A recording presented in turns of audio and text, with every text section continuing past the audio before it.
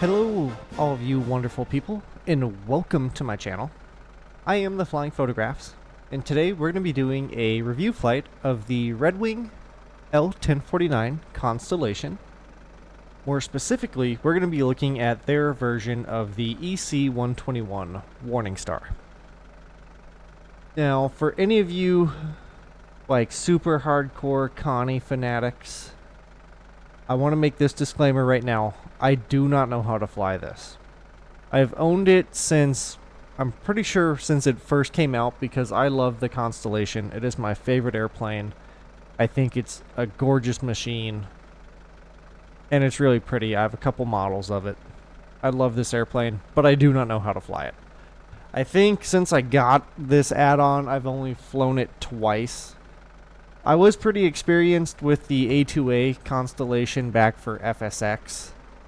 But then we'll get more into my opinion on this one later on. But I think I only have 3 or 4 flights in it. So what we're going to do is we're going to start off with a exterior walk around of the aircraft, just so you can see the external modeling and what Redwing thinks the EC-121 should look like. This is one of the paint schemes that comes with the aircraft when you purchase it. So I figured that was the best way to do this review. So we'll start here with the pilot side wingtip. We do have the tip tanks installed, and you can see some real nice texturing on it. You see rivets, lines, see your nav lights. For whatever reason, we have a fuel cap on the bottom side of the tip tank. Don't know what the story there is. Having previously fueled airplanes, I'm not familiar with any that have fuel ports on the bottom of the tip tanks. At least for avgas. For jet fuel makes sense because you have a single point. But avgas where you fill over the wing doesn't make a lot of sense. Looking here at our number 1 engine, we can actually see the radials through the cowl flaps there. That's a nice touch. And we see our exhaust. Definitely looks worn down and used. We see some dirt and grime on the backside of the engine here. Propellers are looking real nice. It actually looks like it's slightly off there. Not sure what the story is. But if you don't notice what I'm talking about, let me grab my mouse real quick. Right there, just looks slightly off. Not sure what's going on there. Otherwise, it does have some nice detailing. We can actually see the shaft, and we can see the engine through the cowlings and whatnot. Looks pretty good overall. Same thing for the number 2 engine. We can actually see some dirt and grime on it, some wear and tear, which is nice. People love to see the landing gear, so let's hop on down and check out the landing gear bay. As we can see, it is detailed.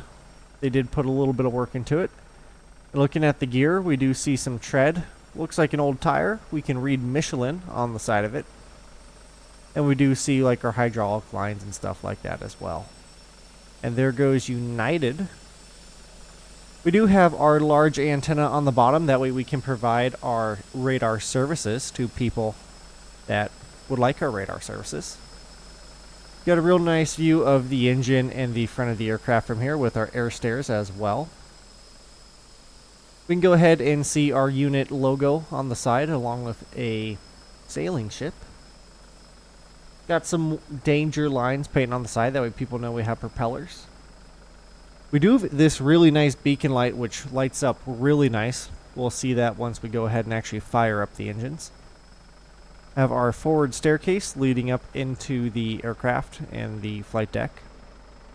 Coming around, we have the super long nose gear that the Connie has, because this is a large airplane. If you never had the chance to stand next to one, these things are massive. I've got to be next to a couple of them.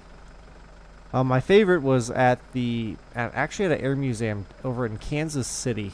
They have I want to say it's a 1649 in TWA colors. But it is a wonderful airplane. A pretty cool little museum. From what I'm aware of, they're having some issues with signature right now.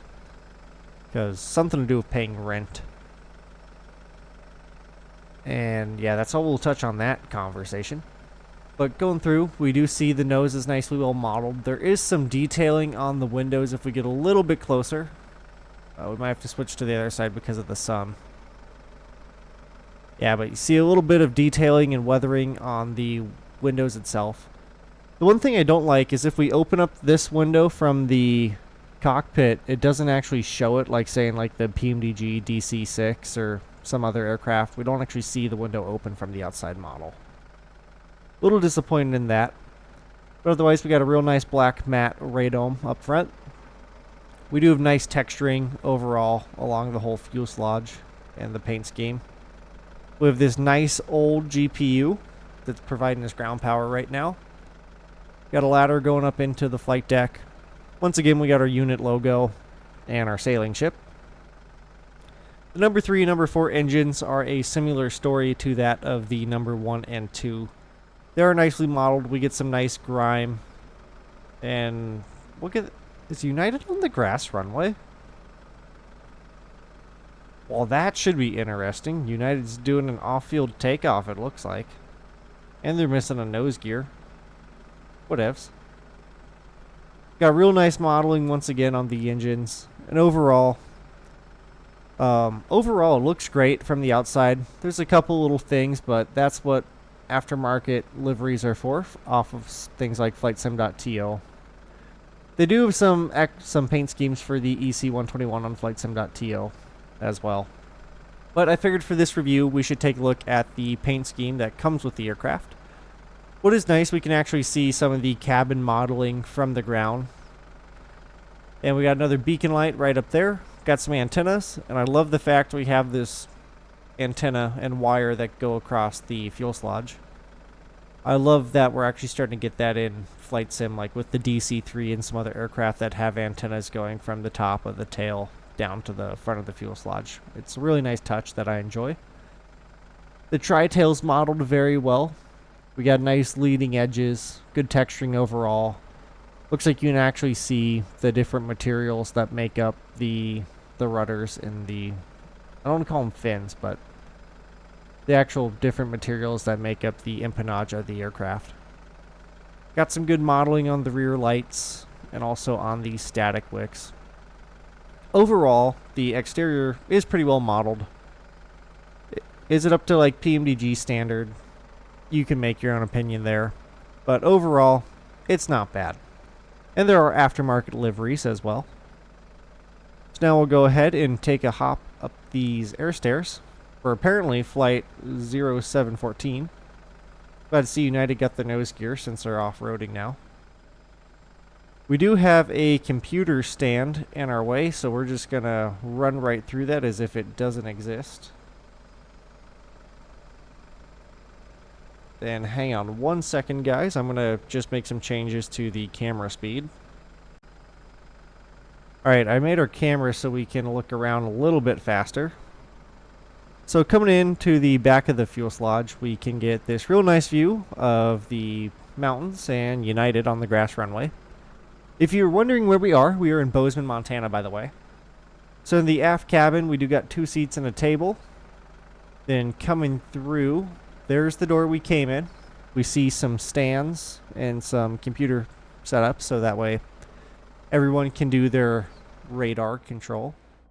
Wow. That got oddly quiet. We just hit like a wall. Okay, interesting. So we still get some nice views. We do have like a very low resolution detailing on these panels. Would be nice to get a little bit higher quality, but at least we have a cabin. They could have not given us one at all. So I'll cut them some slack there. We at least have a very basic cabin. Looks like we got rollers on the floors if this was a cargo variant. Once again, got some more kind of old-timey radar machines for the crew that would have been working on the aircraft. Got a seat right there. Once again, some more great views of the wing. And we can actually now see the detailing on top of the wing where... That's weird, we just like hit a wall. Well, we can actually see some detailing from like oil and exhaust coming across the top of the wing. We can see the fuel caps, where you go ahead and fill this thing up with a lot of avgas. And then coming across, we got some more tables and chairs. More tables and chairs. And then finally, we've got some bunks. And then we'll just go ahead and hop through this door straight into the flight deck. If you give me 1 second, I will go ahead and put us in our seat. Okay, so with the default views, when you first hop in the flight deck, of the Constellation or the Warning Star. This is the view we're given. Personally, I like it zoomed out a little bit more. And so just kind of looking over the basics of the aircraft. Behind us, we have probably where our comms guy would sit. Got a little window that's blocked by the door right now. Got some gauges over here. Excuse me. Looks like oxygen gauges, and along with a life jacket. Our seat's kind of in the way, but these are our de-ice and anti-ice controls. Windshield anti-ice right there. Got some intercom radio controls, panel lights. Got option for flares, autopilot, flight path control, some other stuff, and lights. We have our checklist, which we'll go over once we get everything else done. Got a microphone, panel lights, takeoff checklist, de-icing pressures, suction for should be probably our vacuum. Got a radar. Man, I cannot speak today. A radio altimeter right here. Then looking across the bottom, we got some more indicators. Got turn indicator. Looks like that's probably an ADF. Vertical speed. Some navigation equipment. Altitude. Then got our airspeed, heading, attitude indicator, and a clock up top. Going across, got our manifold pressures, RPMs, gear and flaps, temperature, trim controls, if we're in the reverse. Coming down to the pedestal, we got trims, obviously like our throttles, flaps, all that fun stuff. Gears in here too. Then you go ahead, got your windshield wipers, flight path, autopilot or gyro pilot, not sure which this actually technically has. We got controls, board trim controls, and looking across to the first officer, similar setup on the panel. And we got some heaters. Then moved across to the flight engineer. He gets all the fun views of automatic prop feathering, all the engine instruments that we're not really going to take a deep dive into. Because once again, I'm not entirely sure how to fly this aircraft. And then we got all of our remove before flights right here. So they're in the aircraft, so that way we actually know we have them. Then we got like fire extinguisher, more things for the flight engineer to touch. And then we can take a look back into our cabin. Now coming in here to the checklist and the clipboard, I currently have it so that way the before start checklist is complete. We'll go ahead to the main page. So when you first get the clipboard off the dash, we'll go ahead and put it back right now. Go back. So you get to the aircraft, the clipboard's going to be right there in front of you. And so then you can grab it off the dash. And then for this flight, we're going to leave it on normal. I don't want to put it on easy because I do like a challenge. We start off with the cold start. Then options, you can have the cockpit lights on, have an APU or a true airspeed needle. Visibility, we have the yoke on right now, but we'll turn that off. Then you can choose if you want to see your co-pilots. For whatever reason, flight engineer and radio don't show up for me. That's probably a setting in flight sim I got to change. But you also can remove the seats if you don't want to see the seats. You can get assistant with pilot management. You can get assistance with pilot management, co-pilot management, and flight engineer management. We are going to use flight engineer management today. If you would like a GPS, we do have the option to have the Garmin 650. We also have the option to have the Garmin 750, which pops up really weird right here. Or you can actually have both. Personally, I want to fly this old school. I also just think these GPS look incredibly weird sitting in the airplane. They should put like the 650 right here and move that 750. Honestly, just have rearranged the dash with a more modern configuration because how they have it, it just looks bizarre, I think. Going into our ground and fuel, you can go ahead and top off any of your fluids from hydraulic, alcohol, oil, and fire extinguisher. You can go ahead and do maintenance to the aircraft that needs to be done as well. View the checklist, and then you can set up your fuel. You can go with a transatlantic load, international load, or a national flight. All it does is change the amount in the tank. So as you can see, we've got 4 hours here, 6 hours there, 12 hours up there. We're going to do a national flight because we're just going from Bozeman, Montana to Billings, Montana. Coming into our CG and load, we are going to do the national load, which just gives us a standard loadout for the Warning Star. I'm going to go ahead and hit instant payload to get everyone on board right away. This is also where you can choose to pick the stairs, the doors, any kind of ground servicing equipment that you'd like for the aircraft. You can also pull your before flying flags, your covers, and any of the services outside the aircraft to include chocks. Going into statuses, right now since we're just sitting on the ground, you'll see that most of our stuff is indicating as destroyed or inoperative just because we're on the ground with not a lot of power. But it does give you an overall view of your aircraft and the systems. Then here we have the orders, which we will be using this a lot today because once again, I'm not entirely sure how to fly this aircraft. And then we have a very in-depth failure management system, which we might get into later. We'll see. But so now going into orders, we are ready to go ahead and start this flight. So I'm going to go ahead and hit the end boarding and we'll start running through that checklist. So going into the checklist page, we can actually now see them go through the fire warnings, which is we flip around. You'll actually see the flight engineer manipulate the controls here. We can hear it being done. We'll close the door in preparation for departure. And if you know where to look, you can actually watch all these switches get flipped and watch pretty much the flight crew come to life and bring this aircraft into its state. To get to the checklist, you just got to press the little clipboard right down here at the bottom left. Checked, removed. Chokes. Check. Checklist before starting engines complete. Alright, so then for the starting checklist, what we're going to do is we're going to flip into orders. We're going to do, once I hit start engines, I'm going to hop us out of the aircraft so that way we can do fire watch and actually watch all 4 of these engines come to life and hear the sounds of them. Checklist starting engines.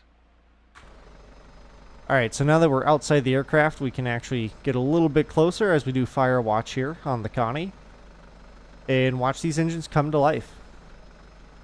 So any minute now, number 3 should start firing up. And United apparently is still confused.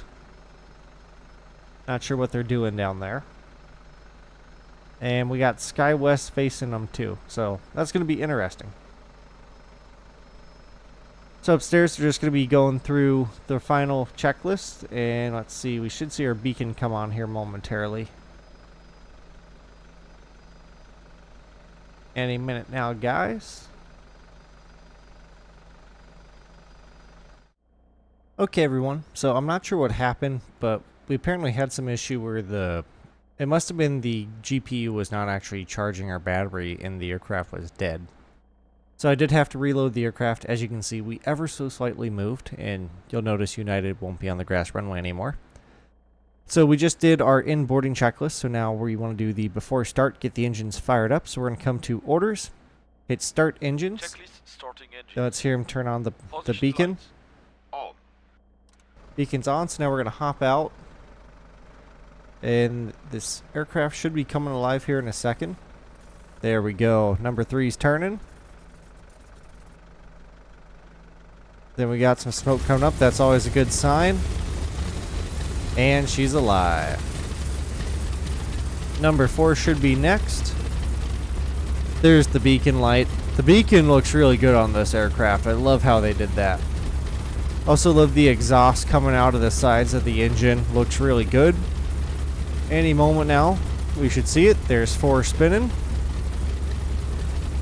Then let's go ahead and get over here for when they fire up number 2 and number 1 so we can get a cool picture.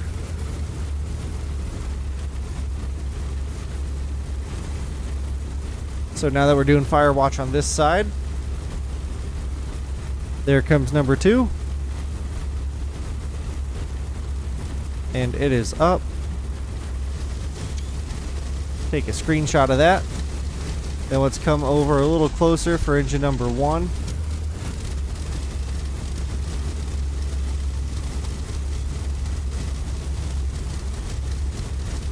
And here comes engine number 1.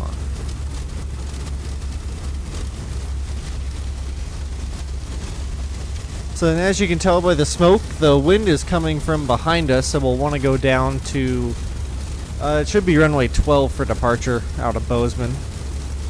So it looks like we got 4 good starts, so we're going to stop doing fire watch, hop inside the aircraft, and we'll go ahead and have them do the during warming checkup.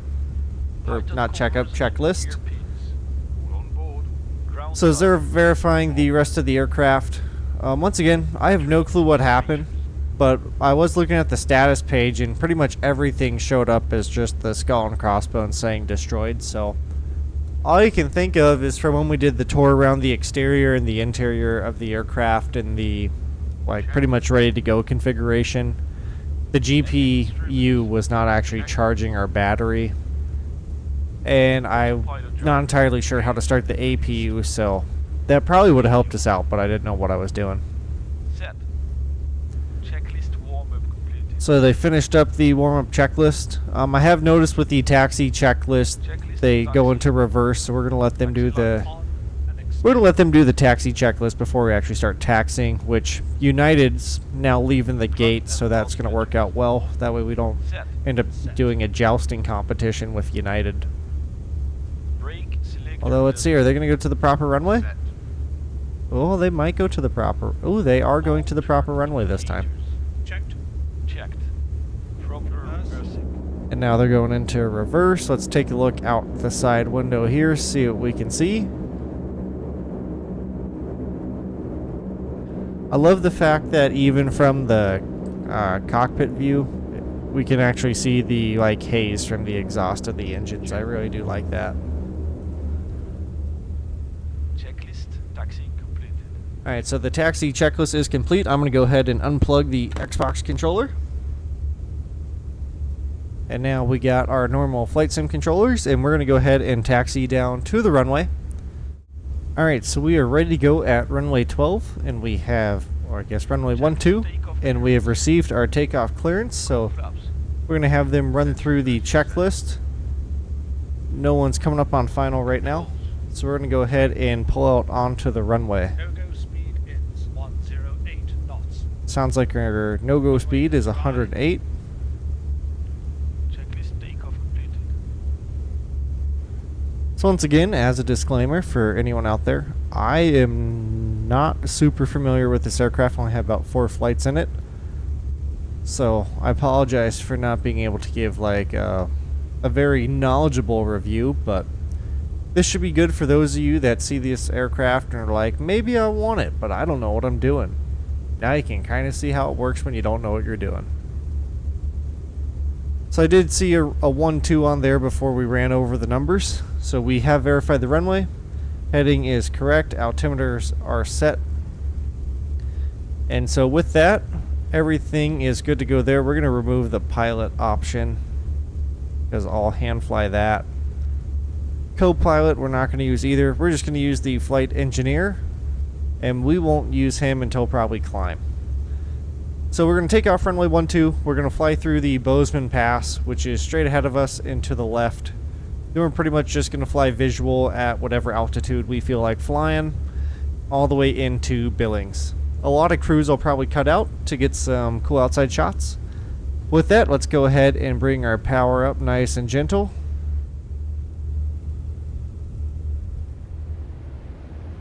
Alright, props have hit the max. So I'll just make sure we don't exceed red line. Let off the brakes. And we are rolling.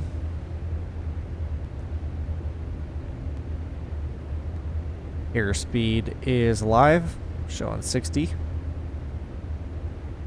Going pretty much straight down the runway, which is nice. There's 80. 100. That should be our no-go speed. And we should be coming up on rotation speed. Rotation.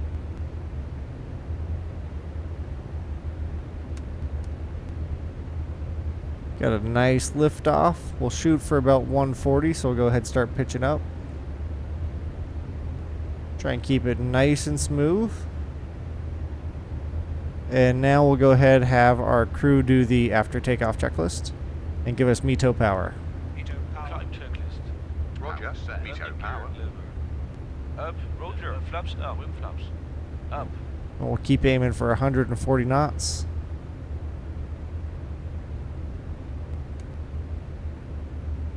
Steering control boosters. And let's just go ahead and sit up just a little bit so we can see where we're going. That should be the Bozeman Pass directly in front of us. Retracted and off. Bozeman's going to be slightly off our nose and to the right. Oil cooler flaps. Set. We'll go ahead and request climb power because I kind of want to just Climb, cold flaps. fly nice and low through the pass. So I don't want to get going too fast. Off. We'll definitely want some power. That way we can maneuver around terrain if we need to. Climb checklist completed. So there's the interstate right off of our nose. There's Bozeman to our right. So yeah, so that should be the pass directly in front of us. And man, we got a little bit of a wind.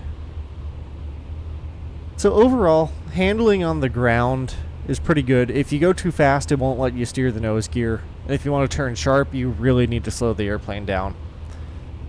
Going over handling in the air, for your elevator, it seems very sensitive on I guess, down and up, or I guess forward and aft movements on the elevator.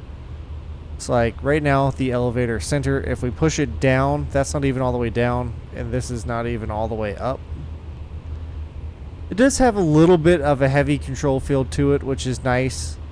It includes if we go to the left and the right. So like here's full left, and then here's full right.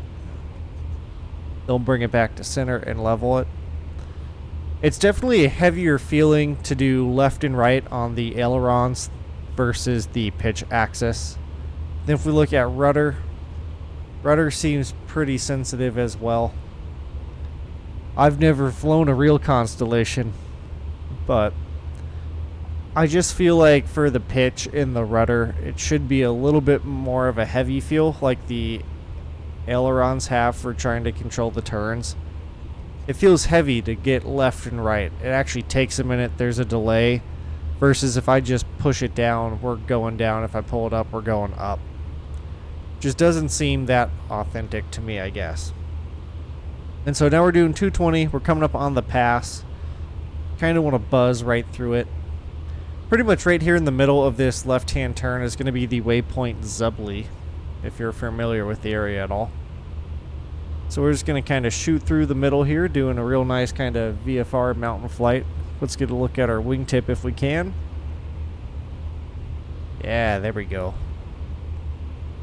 Put the wingtip right down there about the side of the interstate. And let's zoom out. Cut this a little close, but not too much because we don't maneuver very fast.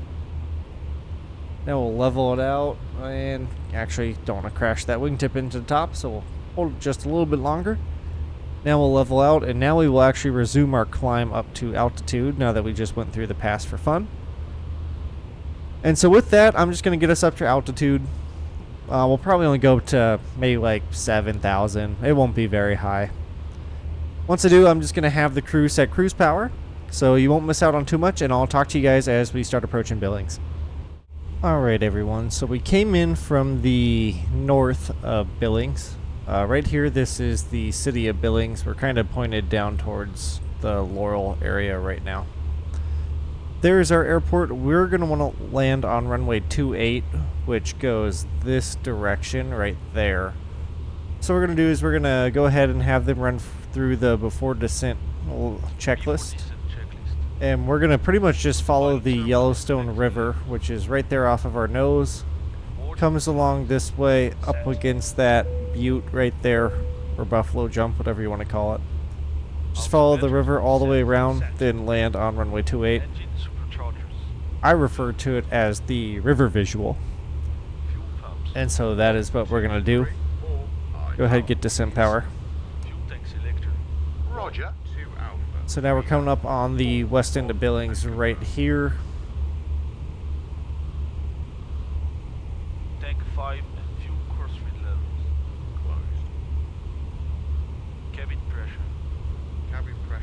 Now let's go ahead and get approach power. Landing weight. Because we Roger. need to work on slowing the aircraft up now. E-47 checklist completed. Roger.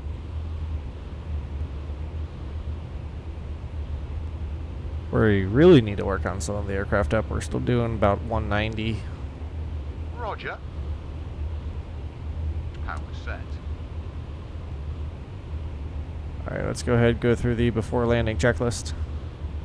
Landing checklist. De-icer boost. On. Mixtures. Auto rich. Fuel pumps. Alright, then we're right about 6,900 feet right now, so we also need to work on coming down, but we also need to work on slowing up. Good news is, if you've seen this channel, we're used to being a little bit high on the approach, so we should be able to handle this. RPM. Set. Roger. Alright, so here's the Yellowstone River, so we're going to follow this in to Billings. Landing checklist completed. Prepare for landing. I wish they had like a placard that said what speed I could put my flaps in at. I really don't think I should wait until the white arc, but I think I really don't want to overspeed the flaps. I'm not sure when I can put them in either.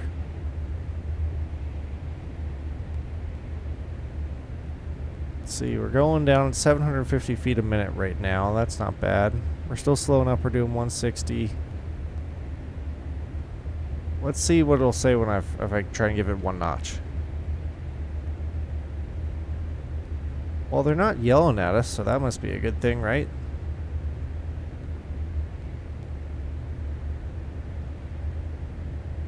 So yeah, first notch of flaps in. Flaps 60% set.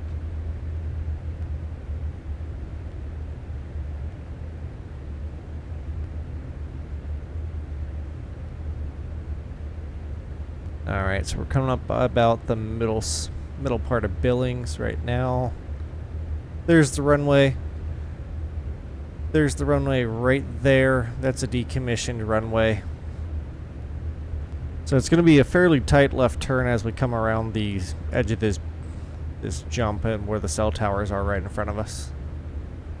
It'll be a fairly tight turn, so I do want to get slowed down to enough where we can drop the landing gear as we make this left-hand turn and give it the final notch of flaps as we turn final.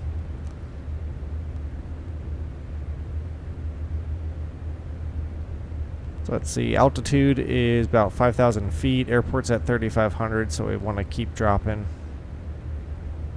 Altitude.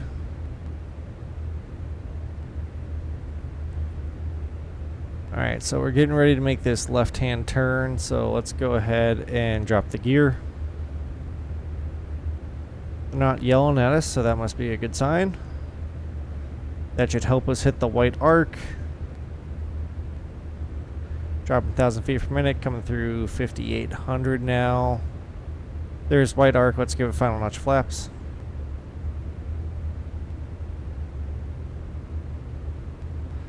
I'm not sure what kind of speed we want to maintain on final. 100%. Probably aim for about 120, I think. Should be good.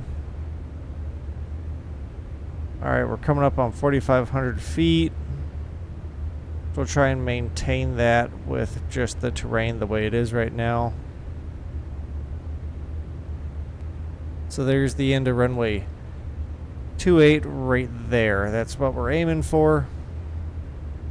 Looks like we're about 1,000 feet off the ground from the terrain underneath us. About 900 feet actually. Which is fine.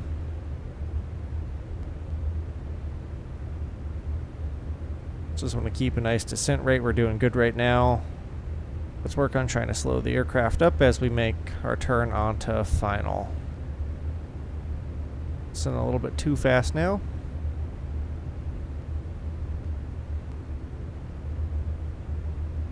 Alright, there's runway 28, right? We're pretty close to being just about lined up as we come over the rims. Don't know why we don't have our PAPI, but I actually think we might be a little low. So let's use that to drop some power, keep nose the way it is. We hopefully slow up. And now we're a little high. Let's reduce power. 400. Oh, that was weird. I don't know why the nose just... 300. We just don't want to decelerate. 50.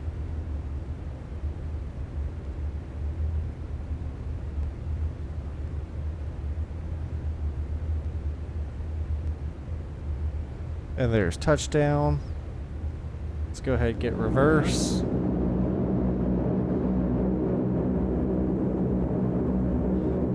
Not a bad landing, actually. Definitely could have been a lot worse.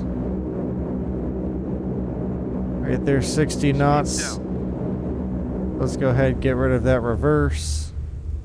And we'll take taxiway Charlie over to the FBO. Because I don't think we should park this at a gate. I guess we could. It isn't... Well, I guess we're not flying an airliner. We're doing a military variant. So now what we'll do, we'll go into orders, have them clean up the aircraft since we landed. Master landing checklist. And we need to slow it down so we can actually make the turn. And apparently there's no aircraft at Billings right now. 30%. Fuel pumps. 1, 2, 3, 4, off. Master RPM control. Set. But yeah, for ground handling... Auxiliary control. Excuse me. For ground handling on this, you actually do have to slow the aircraft down if you want to turn. Otherwise, it will not let you turn.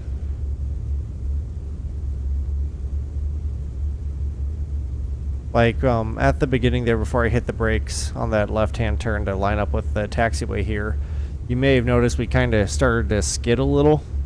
That was because we're going too fast for the actual turn itself. Flaps up. So as we taxi to parking here, I guess we can kind of start to go over my overall thoughts of the aircraft. Overall, I think there's some things Redwing did very well with the aircraft. But I think, I guess we need to not live in the past and compare it to the A2A Constellation from back in the day. I do think Redwing did a good job, and they have been good about updating the aircraft, giving it new features, making it better, and making improvements. Overall, I don't think it's a bad aircraft. I forget what they want for it. I'd probably give my recommendation of wait for it to be on sale. Because I really don't think it's quite ready to be like, yeah, you should rush out and buy it right away. Now, maybe if you're a big super, like a super Connie fanboy or fan gal, maybe this should just be something you get, because you know you'll want to fly the Connie. You love the Connie. That's why I bought it. That's why I bought it, because it's an aircraft that I love and I wanted to have it in the sim. And so maybe that'd be a good reason for you to get it, is just an aircraft that you love. You want to be able to fly it. You want to be able to look at it, whatever. But if you're just someone maybe browsing about for another aircraft, I'd probably wait for it to come on sale. See what Redwing does in the future. So now that we are parked at the FBO, got the parking brake set, we'll have them run through the parking checklist. And then once we hit the parking checklist, we'll go ahead and hop outside and watch the aircraft shut down. On parking. Alright, so in just a moment, we should start hearing the engines no longer be alive. I will say this aircraft does have really good sounds. I'm very happy with how it sounds. So, oh, and there we go. We can start to see the engines shut off now. We saw the props change. And there we go. That is one thing Redwing did very well. I love the sounds on this. Then we just got number 3 just spinning away there. Does not want to stop yet. There we go. Got our ground equipment coming up. So I plug the Xbox controller back in. And then, let's see. There we go. Now I got my controls. So as they finish shutting down the aircraft and we take our final look around, apparently our fuel truck has arrived. But I would just like to say thank you guys for tuning in to this video. I hope you enjoyed it. If you want to see more of the Constellation or the Warning Star, please let me know down in the comments below. Maybe like the video, subscribe to the channel. If you want to see more of it, let me know. We could definitely bring it back. Next time do a passenger version instead of the military version. You know, got a Qantas livery. Well, I guess it's technically the HARS livery. But it reminds me of Qantas, and I'd definitely love to fly that around. But until next time, I thank each and every one of you for tuning into this video. I hope you enjoyed it. If you have any feedback, positive or negative, please leave it down in the comments below. Or if YouTube has it, you can slide into the DMs, let me know. Until then, you guys stay classy, stay awesome, and I will see you on the next video.